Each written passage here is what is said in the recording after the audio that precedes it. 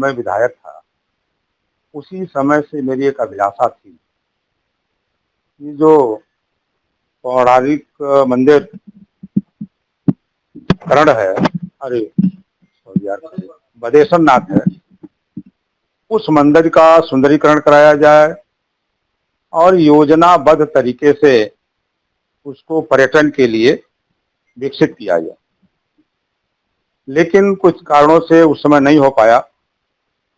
जो हो पाया था उसमें मैंने करीब 1 करोड़ रुपया शासन से ला करके उसके सुंदरीकरण के लिए, उसके लाइट के लिए, उसके इंटरलॉकिंग के लिए, उसके पानी व्यवस्था के लिए, ये सब तो मैंने पहले ही करा दिया था। अंत्येष्टि स्थल भी बनवा दिया। एक वहाँ जिस कुआनो नदी से जल भर के लाते हैं, वहाँ एक सीढ़ी नहीं, तो सीढ़ी भी बनवाने के प्रयास में था, लेकिन नहीं हो पाया। और उस हारने के बाद भी लगातार मैं लगा रहा माननीय मुख्यमंत्री जी से कि उस मंदिर का जीर्णोद्धार कराया जाए और अगर एक बृहद योजना बना करके, एक पौराणिक स्थल पुराना है वो, उसको विकसित करने के लिए या पर्यटन केंद्र बनाने के लिए कोई योजना लॉन्च किया जाए और जिससे उसका एक बढ़िया ढंग से सुंदर विकास हो सके। परसों मैं माननीय मुख्यमंत्री जी से मिला था।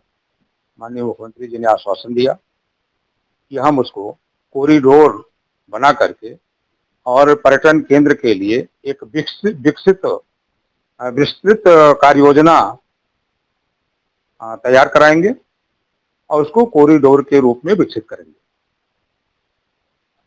तो बहुत अच्छा लगा।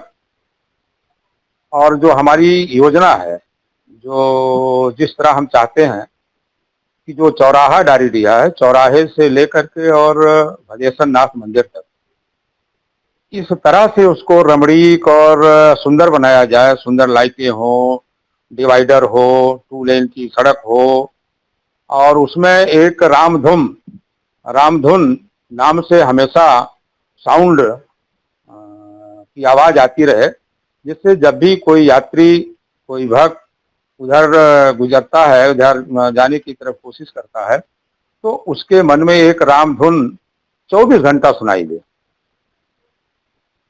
तो यो योजना हमारी है और माननीय मुख्यमंत्री जी ने गंभीरता से सुना, सहमति व्यक्त किया और अब आगे कार्रवाई उस पर एक बढ़िया आर्किटेक्ट के माध्यम से पर्यटन केंद्र के रूप में वो विकसित होगा। ऐसी माननीय मुख्यमंत्री जी की भी सोच है और मैं तो प्रयासरत हूं और आगे भी प्रयास करता रहूंगा। क्योंकि अभी जिस तरह से उसकी मान्यता है समाज में, जिस तरह से श्रद्धालु वहां आते हैं, कांवरिया है, सावन के महीने में शिवरात्रि के दिन जल चढ़ता है और सावन के महीने में कांवरिया लाखों की संख्या में वहाँ इकट्ठा होते हैं।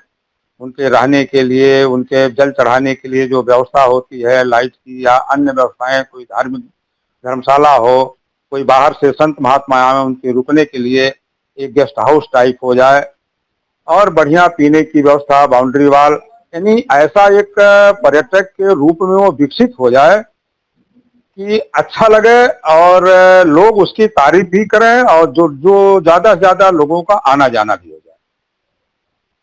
ऐसी मेरी सोच है और उसी को लेकर के आज मैंने प्रेस किया है और उम्मीद और पूरा भरोसा है, जिस तरीके से सैद्धांतिक सहमति माननीय मुख्यमंत्री जी ने दिया है कि बदेश्वर नाथ कॉरिडोर के रूप में वो विकसित होगा और वो एक अच्छा रमणीक स्थान बनेगा। जो भी श्रद्धालु या भक्त वहां जाएंगे, निश्चित तौर से उनकी एक उसकी सुंदरता और उनकी जो आस्था है उसमें 4 चांद लगेगा। ऐसी मेरी सोच है और इस तरह से बदेश्वर नाथ धाम, जो बाबा भोलेनाथ का दरबार है, उसको विकसित करने की पूरी योजना है।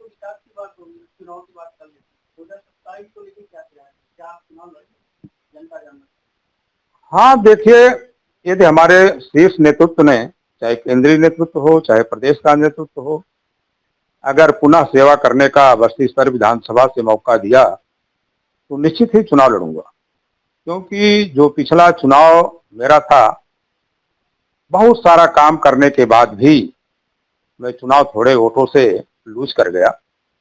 बाद में लोगों ने काफी पश्चाताप किया कि भूल हो गई और समझ नहीं पाए। इस नाते अगर दोबारा आते हैं मैदान में तो निश्चित तौर से उनको दोबारा मौका दिया जाएगा और जो विकास की योजना बना करके हमने विधानसभा में विकास किया है उसकी चर्चा आज लोग गांव में कर रहे हैं।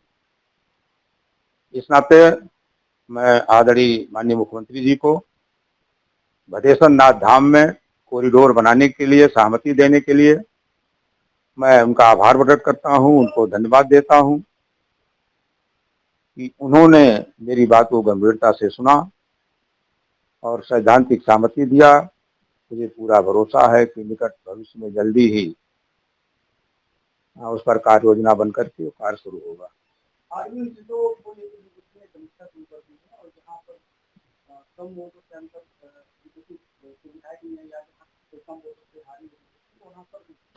दोबारा से विचार करेगी वो उसका कहना है कि जो सेकंड फाइटर थे उनको फिर से मौका मिलेगा। इसको लेके आपको हाँ, हम तो पहले आपसे बता दिए कितना कम वोट से हारे। अब वो कुछ कारण रहा होगा हारने का। जब मैंने समीक्षा किया तो मेरे समीक्षा में आया कि मैं अपनी बात उपलब्धि पब्लिक तक पहुंचा नहीं पाया और जब उपलब्धि पहुंच नहीं पाई तो उन लोगों ने जो भी निर्णय लिया वो निर्णय उनका मान्य है। जो भी परिस्थितियां रही हो, जो भी उनकी सोच बनी हो उस समय, उस निर्णय का मैं हृदय से स्वागत भी किया। चलिए, कुछ कमियां मेरे अंदर रह गई थी, आगे उन कमियों को भी मैं दूर करके पुनः सेवा करने के लिए आपके बीच में आऊंगा। और आज वही सब पुनः चर्चा कर रहे हैं कि नहीं, वो कार्यकाल उनका ठीक था। आज का जो कार्यकाल है वह कार्यकाल एक तरह से वो क्या कहा जाए, विकास विरुद्ध है, केवल अराजकता का माहौल है और जो निर्माण कार्य भी हो रहे हैं उसमें फायदा ज्यादा, काम कम दिखाई पड़ रहे हैं, ऐसा देखने को मिल रहा है।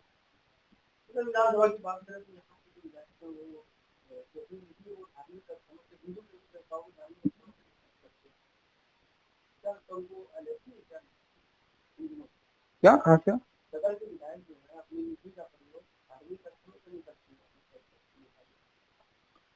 अब देखिए, वो तो उनका विषय है। मैंने एक लाइन में कहा कि आजकल के जो जनप्रतिनिधि हैं वो विधायक निधि को खर्च वहीं कर रहे हैं जहां उनको फायदा ज्यादा दिख रहा है और जनहित कम दिख रहा है। इस तरीके से एक अभियान पूरे जनपद में चल रहा है। लेकिन भारतीय जनता पार्टी के जो जनप्रतिनिधि थे उनकी ऐसी सोच नहीं थी। उनकी ये सोच थी कि यह काम जनहित में हो रहा है और एक ऐसा टिकाऊ कार्य किया जाए जो आगे आने वाले कुछ समय तक लोग याद करें, और आज याद कर रहे हैं।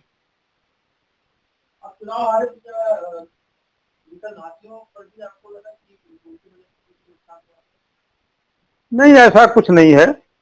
भीतरघातियों क्या, वो मेरी कमी थी, मैं लोगों के पास पहुंच नहीं पाया, मैं अपनी बात मतदाताओं तक कह नहीं पाया और उनको अपने विचारों से सहमत नहीं करा पाया। यही सब मेरे हार का कारण था और भविष्य में ये जरूर कोशिश करूंगा कि जो कमियां रह गई हैं किन्हीं कारणों से वो कमियां ना हो और उन कमियों को दूर करके फिर विकास की तरफ रुख किया जाए। और लोगों की जो सोच है कि विकास होना चाहिए, रोजगार मिलना चाहिए, शहर का विकास है, कुछ हो ही नहीं रहा है। न तो कहीं सीवर की बात है, न कहीं कोई वो चर्चा है। पिछली सरकारों ने जो उनके नेचर में है, जो उनकी विचार में है, उसी पैटर्न का पर चल करके फिर आगे कोशिश कर रहे हैं 2027 में आने के लिए, जबकि वो स्थिति अभी आगे आने वाले काफी दिनों तक नहीं मिल पाएगी।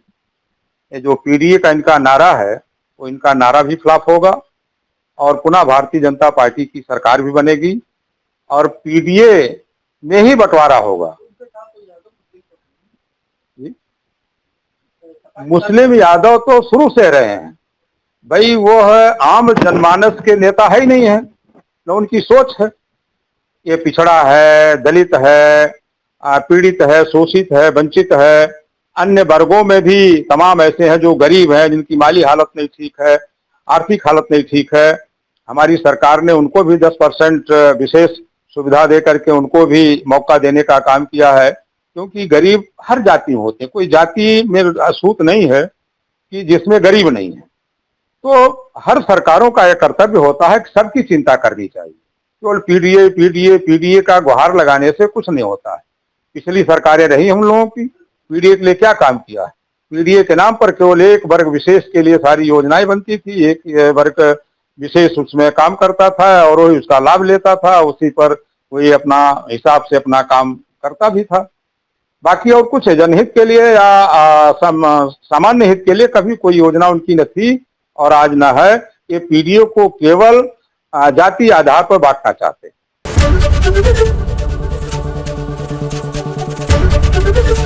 एबीपी गंगा, खबर आपकी, जुबान आपकी।